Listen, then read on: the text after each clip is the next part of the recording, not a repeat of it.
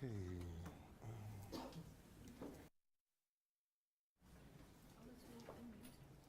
Hello, yeah, there we are. Okay, welcome. I'm PPK. I run a site called perksmo.org and I test browsers so you don't have to. And today I'm going to do a broad overview of where I think web development stands at the moment, especially in relation to the topics that you're going to see covered for the rest of the day, and namely mostly JavaScript libraries. I'm very glad that the organization gave us spinners, because if you're bored with my presentation, just start doing this, right? Then I know. I will continue regardless, because I've practiced this presentation, but then at least I know how you as the audience like it. On the other hand, if I get bored by you as the audience, I'll start doing this and shutting up. Because, you know, I like a lively audience. Now, why is my presentation wrong? Because I did something wrong. Okay, choosing the web's future. It's a bit of a dramatic title to this presentation. It's mostly about that for the past 2.5 to 3 years, I've believed that the web is on a crossroads and we have to take good decisions in order to make sure that the web survives, basically. Not survives as a technology, because it will survive as a technology, no matter what, but survives in the mindset of the average consumer. I started thinking about this about 2.5 years ago, when the topic of the day was Angular. I do not like Angular, I'm very sorry. I'm talking about Angular 1, by the way, not 2. Oh, okay. Well, it's a long story, but I started thinking about where are we with the web as a whole, and where are we as professional web developers. And I started to discover that there are really 4 problems that are all intertwined. And this presentation is going to briefly take a look at all of them. Although the first one, the fact that web developers desperately wanted to emulate native apps, is becoming less important already, I think. Back when I first gave this presentation 2 years ago, this was still uppermost in everybody's minds. I think that's changing now, and I like that change. But we will briefly talk about that. Web developers want to emulate native apps, and I think it's just not possible. I'll go into the whys in a minute. The second problem is related to this. The browsers are creating more and more and more and more and more and more and more and more features, which has a good side and a bad side. I'll get into that as well. Third problem, we get more tools. Although at first sight it may seem that having more tools is a good idea, it also has a downside, which I will talk about in detail. And finally, people who are new to the web, read back-end developers who go to front-end, often think that the web is just one platform, which is just not true. And this problem especially is still true today. I'll talk about all 4 of these. I just wanted to give you a broad overview of where I think we stand with the web right now. So let's briefly talk about emulating native apps. And in order to do so, I want to go a little bit further back in history than you think. I want to go back to 11 years ago, when the first modern web apps were being created. I'm especially thinking of Google Maps and Google Docs. They were important, well, they were important for themselves, but they were also important because it was the first time that web developers took on native apps, in this case still Windows and Mac apps, right? The iPhone wasn't out yet in 2006. And they created a web app that was definitely good enough, that could actually compete with Microsoft Office. And this was a very important step forward for the web, because it just proved that this is possible at all. Before that, there were some kind of single-page interfaces, but they were all, you know, a bit old-fashioned and slow and not very interesting. But these type of apps that really started in 2006 first showed to us, web developers, that we could actually compete with Windows and Mac native apps. Because the quality of these apps was good enough. Now, if you remember your disruption theory, if a new technology tries to disrupt an old one, in this case, web technology tries to disrupt native Windows or Mac technology, You don't have to be as good as the technology you're disrupting, you merely have to be good enough. That is, a user must be able to actually work with the new technology, which was definitely the case for Google Docs and Google Maps. So this set our minds. This set the tone for what followed, and what followed, of course, was the mobile revolution. When we looked at the iPhone and the early Androids, we said, okay, you can make native apps, that's kind of cool, but we as web developers have already proven that we can do just as well. We've proven that with the whole Google Docs thing and related apps. We can do native apps as well as mobile phones can. This, in general, has turned out not to be the case. But still, the whole idea stuck in our minds. Part of the reason that it didn't really work out was that the old-fashioned Windows and Mac applications, were a bit cumbersome. I don't know if any of you worked with Word about 10 years ago. You would never give it a beauty prize for a wonderful app that is so intuitive to use, right? You can use it, but it's not wonderful. It's not delightful, as you used to call it. iPhone apps especially were much easier to use than what came before. So that was one difference between the old native applications on Windows and Mac and the new native applications on iPhone and later Android.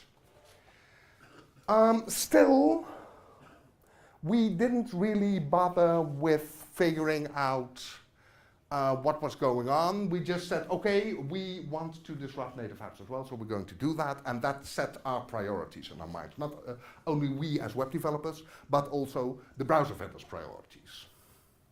We want more complicated apps. That's not necessarily a bad thing, but it was not questioned in that time, and that's the problem I'm having right now. This is becoming less important in 2017, fortunately. Why? I'll get to that in a moment. First of all, why do I think that it's impossible for a web app to ever be as good as a native app? It's extremely simple, technically speaking.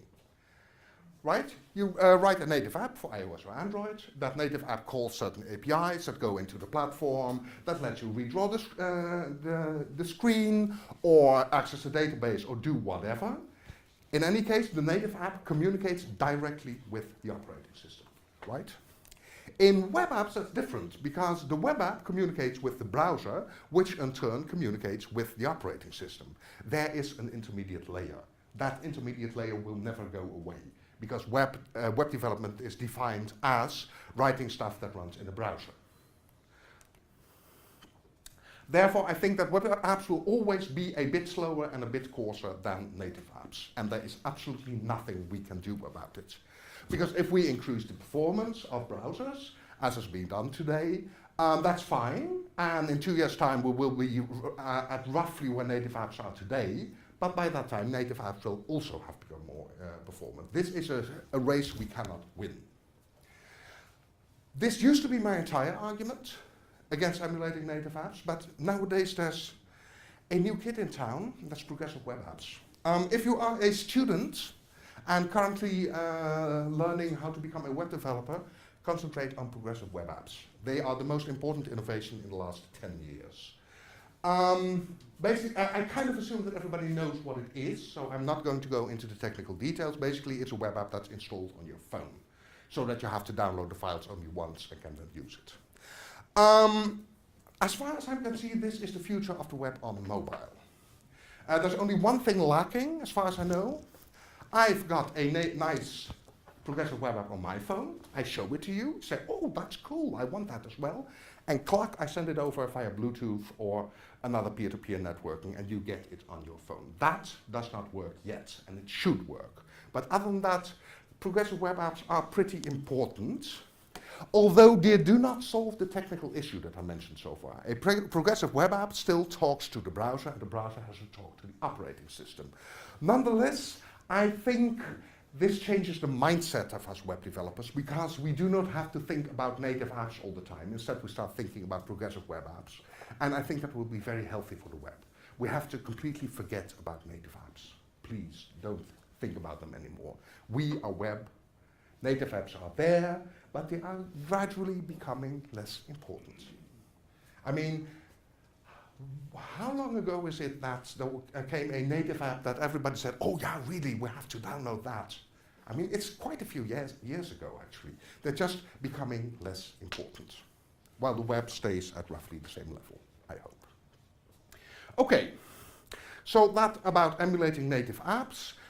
We've done that for years. It set our mindsets, but possibly this problem is in the process of solving itself.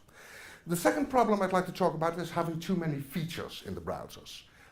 Let's prove that. Who can name all the features that browsers have added in 2017? You can't. Is this a problem, is the more important question. And I think it's a problem up to a point.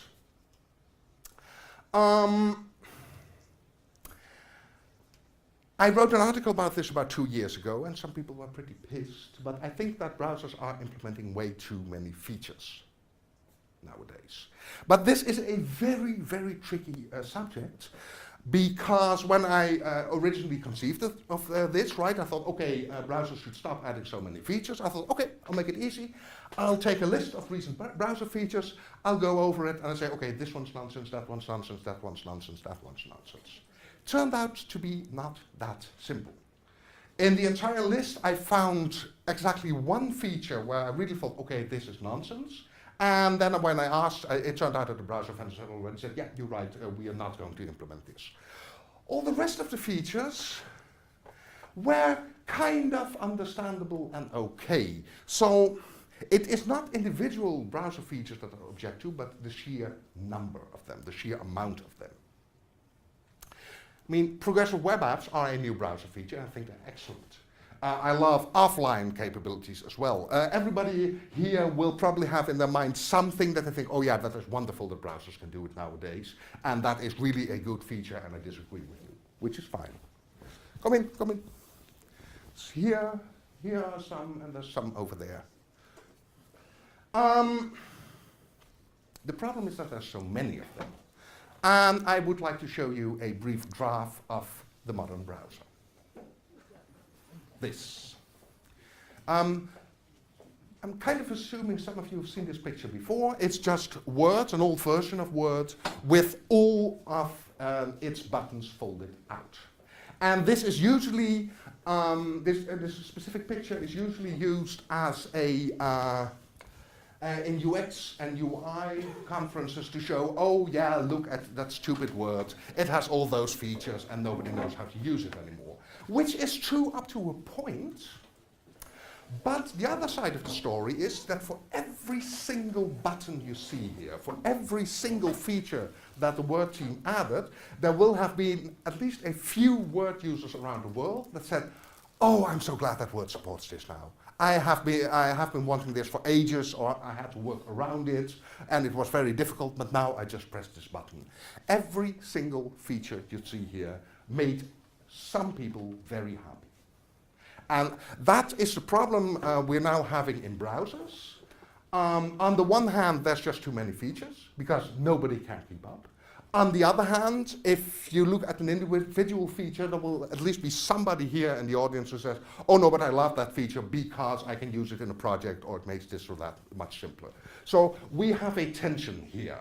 And I do not have an easy solution for this problem. It's just something that I think we should be aware of as web developers and also as browser vendors. 20 years ago, Jared Spool, a well-known American UX designer and consultant, created a software market maturity model. He tried to explain to managers of software companies what their clients were looking for in software, and also that these client requirements changed over time. And it's very instructive to take a look at that. Each bit of software starts with the technology focus phase.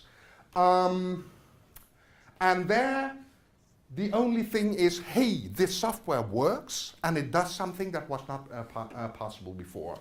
I remember that vividly when I started on web development myself 20 years ago. I had created a test site because I wanted to teach myself front-end development, etc. And then I said, okay, I'm done. Now I'm going to start up this FTP program.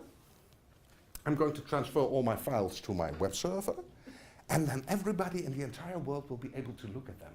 Wow. I mean, I'm sure that most of you will have had a similar moment, right? This was exactly what the technology focus stage is about. Hey, it's incredible that this is possible at all. Still, the technology focus stage doesn't take all that long. After a year, you use it. Yeah, sure, I upload a page and everybody can see it, so what? Then we start to move into the feature focus stage. If you think of competing software products, the newness of the technology has worn off. How do they get more users? How do they get more customers? By adding new features that those customers want to see, which is totally logical in this stage. And if you think of users of browsing technology not as the visitors of our site, but as web developers, you will start to see that we as users of browsing technology were served well with features for the past 15 years, right? Feature after feature. Many of those features were added because we web developers asked for them. Especially the early libraries had a huge impact here, right? Query selector all, for instance. It's now supported by all browsers, but it was originally an idea by the jQuery crew. They said, hey, it would be much easier to select DOM nodes in the document by their CSS selector. And they wrote a complicated workaround that worked. Everybody used it, and the browser said, apparently web developers want that. Let's make it a native function. So this is the good part of creating new features. But, says Jared, at a certain point in time, your software has enough features. And it's time to move to the third stage, which is the experience focus stage, where the important thing for your customers is not so much the features, because you and all your competitors will have roughly the same features, but the experience of using the software, the experience of working with it in a day-to-day phase. That is Jared's model, and I think you're seeing what I'm getting to when it comes to web developers. I think we've been stuck in the feature focus phase for far too long. We've been in that phase for about 20 years now, and I think it is time for web development to move to the experience focus stage, where the experience of us web developers creating a website is more important than this or that feature being added to a browser. We want to improve the overall experience. Now, what does that mean in practice? I have absolutely no clue. I don't know. I'm kind of hoping that somebody will eventually figure out exactly what I mean here and what browsers should do next once they've, stopped adding so many features.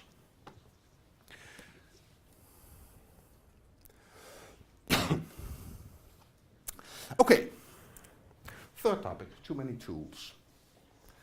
The web has a speed problem, especially on mobile. This will come as no surprise to you. Part of the problems are ads. If you serve a 9 megabyte video over a 3G connection to your mobile clients, you're doing something wrong. I guess we can all agree on that. Still, mostly it's not the ads themselves, but the huge amount of scripts around ads, the tracking scripts and all that sort of stuff. Not only are there a lot of them, they're also usually very, very badly written. And they take up a lot of browser memory and browser speed.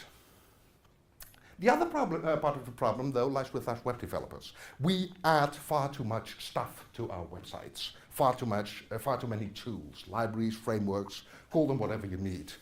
And I think this is the foremost problem in web development right now, mostly because we web developers can actually do something about it by using fewer libraries and frameworks, fewer client-side libraries and frameworks. This appeared in the New York Times about 2 years ago, and it was just a quick research. Okay, speed on mobile is bad. How bad exactly is it? So they tested a few important American news sites, of which Boston.com, which is not the Boston Globe, but something else, was by far the worst. Here you see this video ad of 9 megabytes, right? All the yellow stuff is stuff that advertisers added to the page. And you see it's a lot. And the second worst newspaper was the Los Angeles Times. There was quite a bit of stuff here, but fortunately no video ads. So this points to ads being the problem. But take a look at the stuff on the right. This is the same page with an ad blocker, so all the yellow stuff is removed, and we still see quite a few scripts here. And that you use a JavaScript on a page, fine. That you use a library on a page, fine, but not this many. This is the problem. Again, it's exactly the same as with browser features. We're using too much stuff. We should use less stuff. And exactly which stuff we should dump is entirely up to you, but we should dump at least something. There was a hilarious article about a year ago where an experienced web developer explained to a new developer, a web developer, what he had to do in order to use JavaScript in a site. And he wanted to make something very simple, and the experienced JavaScript developer said, yeah, okay, you start with React, obviously. Why? Yeah, because everybody uses React, obviously. And then you add React DOM for DOM manipulation, because it's not in the React library itself. And then you add Babel for transpiling a cool ES6. What's ES6? Yeah, it's a new version of JavaScript. Oh, it's already supported in browsers. No, not quite, but I mean, you want to use it anyway, because all the cool kids use it, so you use a transpiler to transpile ES6 back to ES5 so that the browsers understand it. And then you use a browserify for module management, because these are all the models, blah, blah, blah, blah. And you use Gulp for managing all these tasks and making sure that they come together. And you use TypeScript for typed variables, because you obviously want typed variables in JavaScript, but because without typed variables, JavaScript is just a kiddie scripting language, and we want it to be a serious language, right? And you have to have something to transpile as well, blah, blah, blah, blah, blah, blah, blah. This is nonsense. Again, I'm not saying that any individual tool in this list is nonsense. I'm saying that combining all of them, putting all of them in one web project is nonsense. You don't need this much stuff. Remove something. This is the problem that we're facing right now, and especially because I saw in the schedule that most of the rest of this conference will in fact be about tools. I thought I'd give this little warning. Again, I'm not saying don't use this or that tool. I'm saying don't use this tool and that one, because it makes your site too slow. I will show you this quote again from the same. This is our problem. We use way too much stuff. Let's take a brief look at what actually happens when you include a client-side framework or library in your site. First of all, the browser has to download it. This is not so much of a problem, mostly because we've been used to this for the past 10 years. And even in the very early stages of jQuery and Prototype and Dojo and so on, the creators were very aware that all this stuff had to be downloaded. So they minified it, gzipped it, and so on and so on. And besides, we web developers have become used to the fact that you have to kind of wait, on the one hand, the extra download time, with, on the other hand, the ease of use that these libraries will give you. I mean, these are all known quantities. That's what I'm getting at. The second point, people don't think about so much. The library must be initialized. That is, every library offers a bunch of objects and methods and properties that are specific to that library and that you can use in your own code. But all that stuff has to be initialized, because the browser only basically receives a string. That is a JavaScript program, and it has to run that entire program, create all those objects and methods and properties, and so on and so forth. This takes time, memory, and battery. And this is something that many people don't realize. There was a very interesting research done at Stanford about 4 or 5 years ago, where they tested exactly this. They took an Android phone, and they measured its battery power consumption, which can kind of stand in for its memory usage, right? The more memory you use and the more CPU you use, the more power you use. Makes sense. So they measured that with a bunch of sites which they loaded on the phone, and eventually they loaded a mobile Wikipedia page. I'm kind of assuming that all of you know that on the mobile Wikipedia page, you have this simple show hide script, right? You have all the headers, and you click on one, and it expands, and then it contracts again, then you click on it again. This is an extremely simple script. It turns out they use jQuery for the show hide script, while you could literally write this in 5 lines of JavaScript. So what the researchers did was first load the official mobile Wikipedia page with jQuery, and then create their own page where they replaced jQuery by a 5-line custom script that did the show hide thing. They saved 30% of the battery usage of the mobile Wikipedia page with jQuery versus without.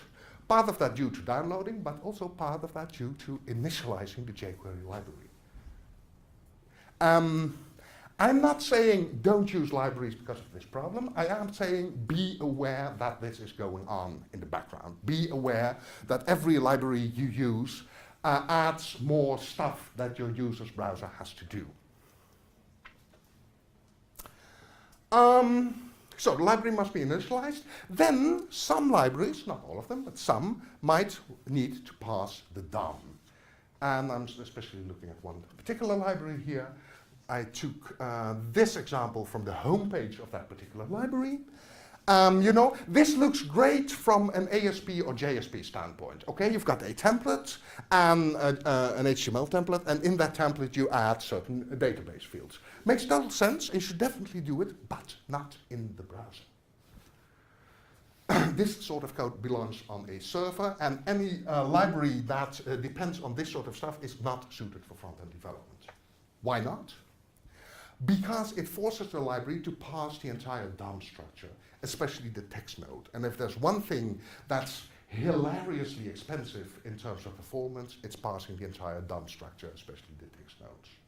The library has to go through the entire page, or even parts of that page, in order to find where it should add all the stuff from the database that the developer wants it to add. And this is just way too much stuff. It's Angular 1 that this code comes from.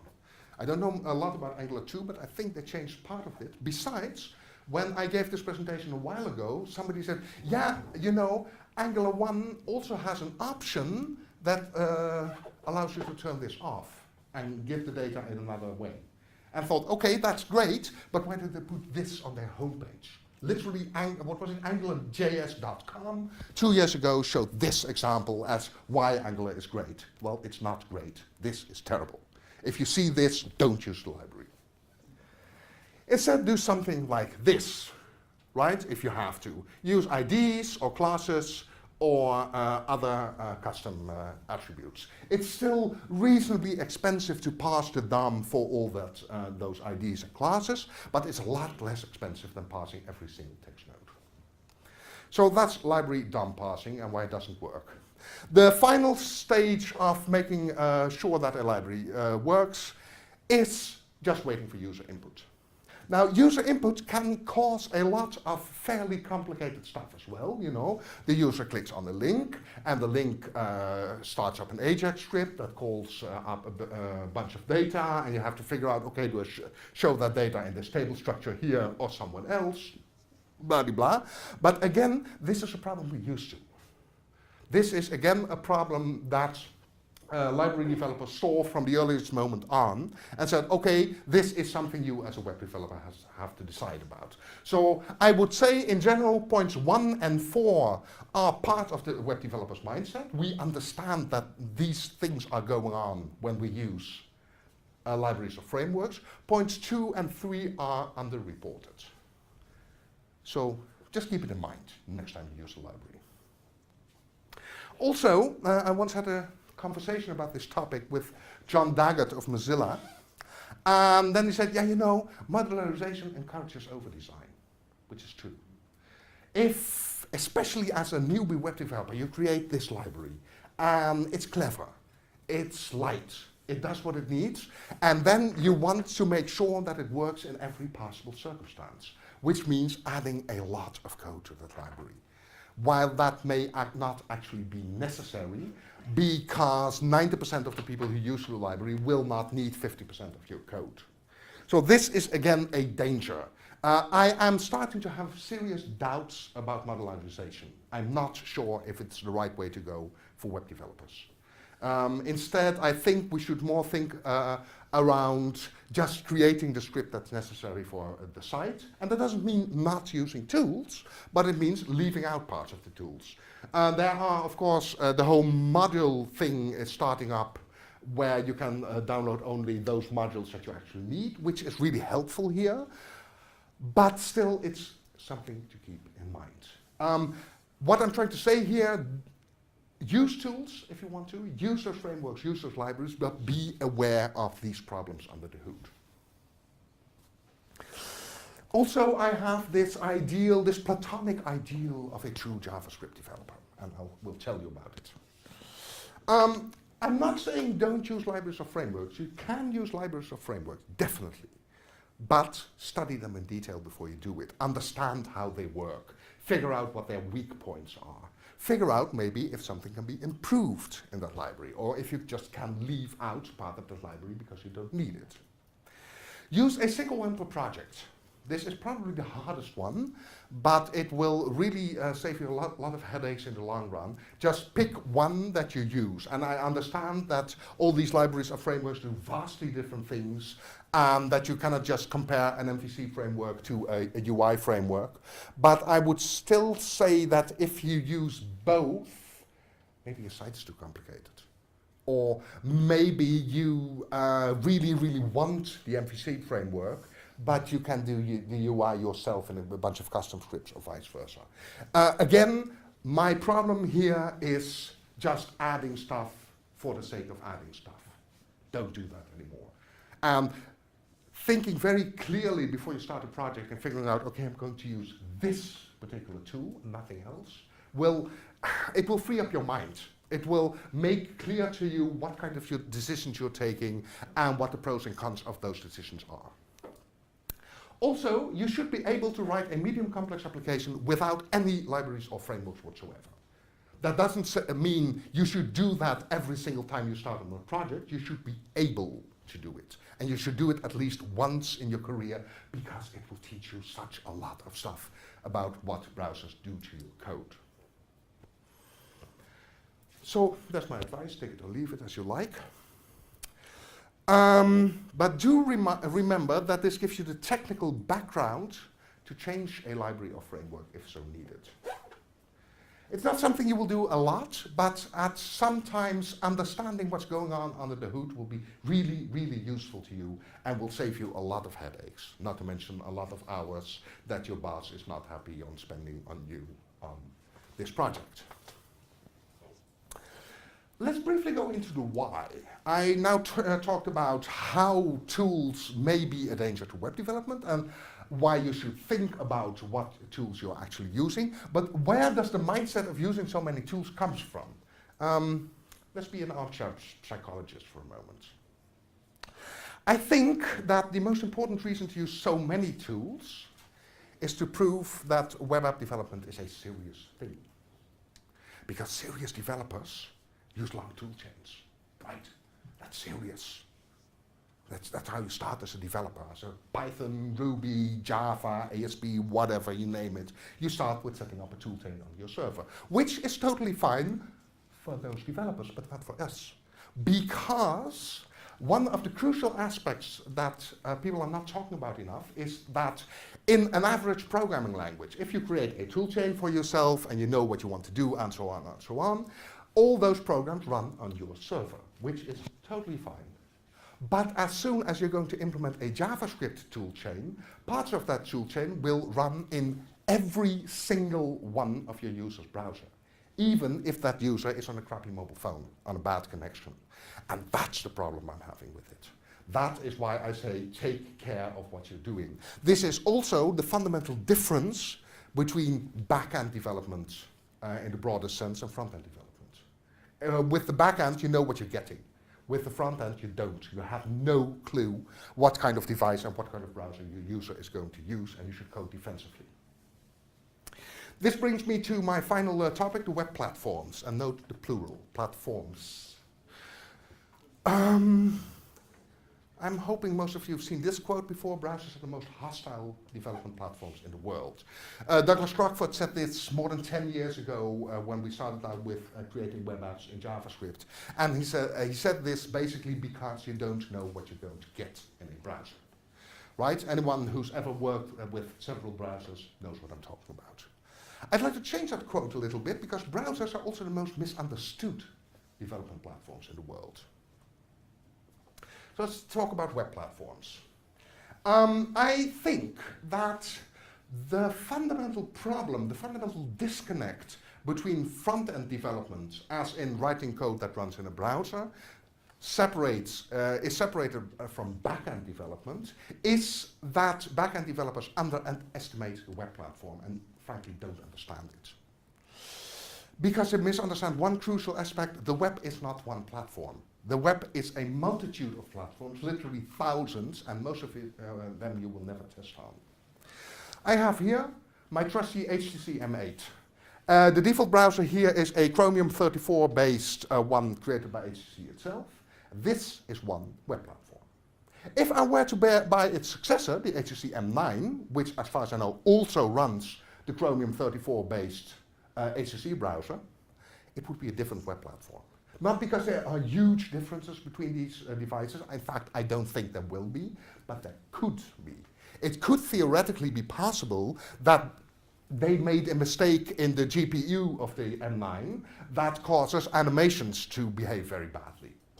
It's possible, right? It's also possible that they issue a patch which most users of the M9 download, but not all of them. So then we have two web platforms which both use the HTC M9 and its Chromium 34 based default browser. You start to see the endless permutations of web platforms we have here. It's impossible to test them all. You cannot. And that's okay, as long as you code defensively, as long as you understand what you're doing, as long as you never assume that something complicated that you thought of will work in every browser. This, as far as I'm concerned, is the thing that is most misunderstood about web development. This is something we have to work on and we have to explain to, let's call them real computer scientists.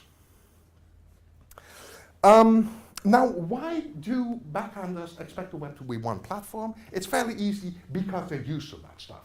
You know, if you are charged with writing a Java, Python, Ruby, whatever application, you start with defining your server, right? Okay, I get this server, and I want that toolchain, and oh, can I please buy a copy of that software package because it will help me so much, and so on and so on. At a certain point, you have established what your platform is.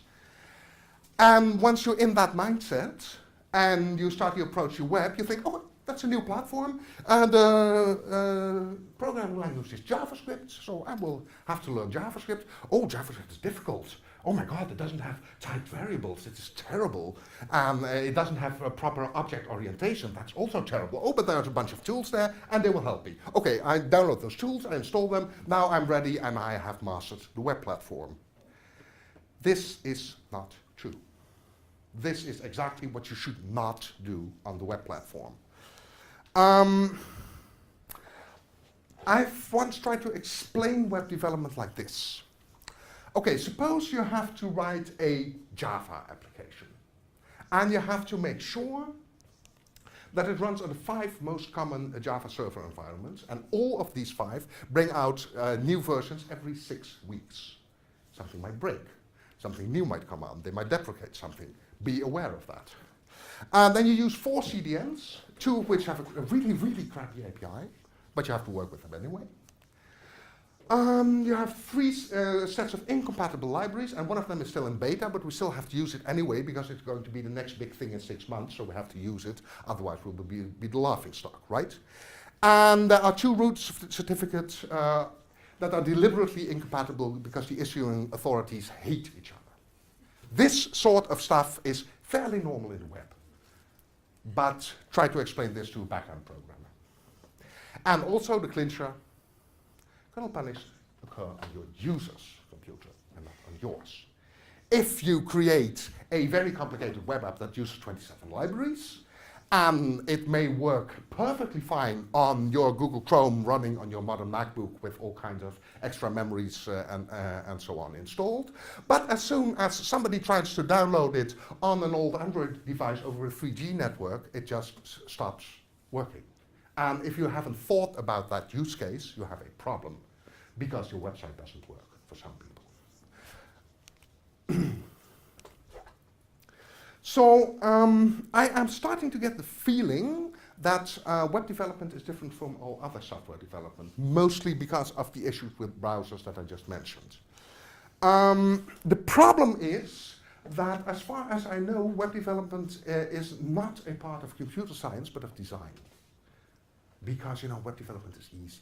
It's just a bunch of HTML tags. Oh, and yeah, that little scripting language. Yeah. I mean, it's not even a real language because it doesn't have type variables and it doesn't have objects, so who cares about it? Really serious, real computer scientists don't do the web. Because that's for amateurs, people who uses square brackets and write some HTML, there's nothing. And the real problem here is that real computer scientists refuse to learn about browsers. I mean, about a year ago, I had a short exchange with somebody who lectures at Stanford. Because back then I asked something like, okay, what do computer science departments do about the web? And the guy told me, hey, yeah, we're doing a web module in our university. It turns out that you have to write something that works only in Chrome, which is not web development. Basically, I had the feeling that this person did not really understand what a browser was. Because he said, yeah, Chrome is our IDE of choice. Chrome is not an IDE, it's a browser. It's one of many browsers, and your website should work in all browsers. So this is the problem that I'm seeing with computer scientists. They just don't understand the web. And worse, they don't want to understand. If I'm allowed to play psychologists for a moment, I think they're afraid of browsers because browsers are unpredictable. Well, we web developers have learned that from the very start. You create a site, oh, it works brilliantly in Chrome. Hey, what's happening here in Firefox? Everything's moved over. Oh, yeah, you made a mistake because here, this is supported in Chrome, but not in Firefox, so you just do this and it works. Oh, okay, oh yeah, that works. I mean, it's a simple example, but it teaches you how unpredictable browsers can be. And that is something that you absolutely need as a web developer. And of course, there are so many browsers. And your web app has to work on every single one of them. That does not mean, by the way, that your web app has to work the same on every single one of them. If I were to give a computer science module about web development, what I would do is give them a job, create a web app for this and that, and make sure there's some Ajax in it, blah, blah, blah. And then I would take a big bag of mobile phones, put them on the table, and say, okay, when you're ready, we're going to draw 2 random mobile phones from this bag, and we're going to test your application on that. It does not have to work perfectly, but you have to convince me that it works the best, as well as it can on that particular mobile phone. And that is a completely different way of approaching software development. It's not about, okay, everything should work perfectly, but it should work as well as possible, given the limitations of this random phone. Hey, it's an Android 2.0 with Android WebKit. It won't work ever. But maybe you've done the right thing and made sure that it's still, the core features, such as links and forms, are still accessible, right? Then you've done it right, even though your JavaScript will not work. Now that I'm thinking about this, we're going wrong. I'm not so sure anymore. We have the potential of going wrong, but maybe something has gone right in the half year that passed since I last gave this presentation. Anyway, these were my 4 problems. Web developers wanted to emulate native apps, which I think is receding now, because nobody really cares about native apps anymore, which is good for web developers. Browser vendors add more and more features, that's still the case. We get more and more tools that slowly are becoming the problem instead of solving one. This is just something that we have to think about consciously. Again, if you start on a project, consciously decide, okay, I'm going to use this one library or framework, and I'm not going to use the rest. I mean, in practice, you may sneak in a little bit of the rest anyway, but it's the mindset that counts. It's thinking clearly before you start a project instead of saying, okay, so the standard is these 27 tools, so put them all on my web server, and now I'm a modern web developer. You are not. You're just copying stuff that you don't understand. And I think the most serious problem is this one. People who are new to the web, read backend developers who suddenly have to create JavaScript too, because JavaScript is hard and new, often think that the web is just one platform and fundamentally misunderstand browsers. The worst part of this is that these four problems reinforce each other. Right? We want to emulate native, so we need more features and also more tools. And because we have more features, we need more polyfills, which again means more tools. And then we think, hey, the web must be really mature because we've got a lot of features, we've got a lot of tools. That's like cool. We can really impress somebody who comes from a Java background or something. Besides, it's one platform. So let's even more impress the serious developers by doing even more of this, and so on, and so on, and so forth. It's a vicious circle that repeats and repeats and repeats. Although it may be that in the last half year, it has started repeating at a slower rate. I'm not sure yet, but I'm seeing some light at the end of the tunnel. In any case, this is still a problem, but it's a problem that we can solve by just thinking about it consciously and discussing it among ourselves. So, I would like to invite you to address the web featuritis, not by ditching all tools and features, that is not the solution, but by thinking about how each individual tool, each individual feature reinforces one of the three core strengths of the web, which are URLs. URLs are fantastically useful because you can point everyone in the entire world to this specific application, document, however you want to call it. I mean, native apps have started to incorporate some kind of URL-like structure because they need this as well. This is one of the few web things that native apps have copied. The second core strength of the web is its reach. If you want to create something that works on roughly half of the world population's devices, you use web technology. Because roughly half, well, maybe even more nowadays, of the mobile phones in the world have a browser. So if you want to create an app that works for everyone, you just use JavaScript. That is the reach of the web. And finally, it's simplicity. We can create extremely complicated web apps nowadays. Sometimes it's even useful to create extremely complicated web apps. But the web is also about simplicity. The web is also about a 10-year-old creating a web page about his hobby, let's say paper airplanes or something. That is not a childish use of the web, it's part of the core strength of the web, that you can go extremely simple if you want to. But we do not want to get simple because we want to impress the real computer scientists, who are beyond impressing because they don't understand browsers. And then we go into the vicious circle again. So keep this in mind. I'm not saying that every website should just be one page with a bunch of text, but I am saying keep in mind that the web is supposed to be simple. Simplify your messaging, maybe a little bit. Thank you so much for your attention. I am going to put these slides online. Now the question is, do I have time for questions or should we move on? Move on. Okay, thank you so much.